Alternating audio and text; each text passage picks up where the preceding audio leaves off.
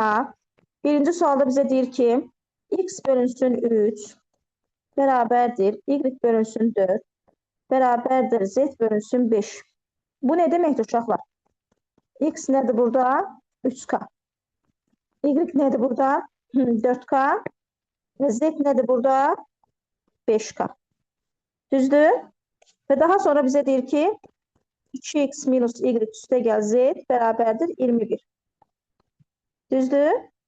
Yəni 2 vurulsun 3k minus y. Y yerine 4k plus z. 5k bərabərdir 21. 6k minus 4k, 2k üstə gəl 5k. Aldıq qızlar, 7k bərabərdir 21. K bərabərdir 3'ə.